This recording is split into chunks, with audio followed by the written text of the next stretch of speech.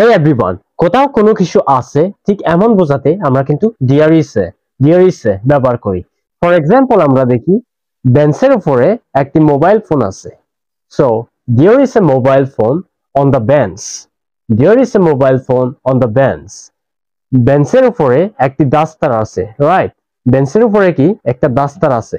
There is a duster on the bench, right? So গাছের উপরে একটি পাখি আছে বা গাছে একটি পাখি আছে। গাছে একটি পাখি আছে। There is a bird on the tree. There is a bird on the tree. মাঠে একটি গরু আছে। There is a cow. There is a cow in the field. There is a cow in the field, right?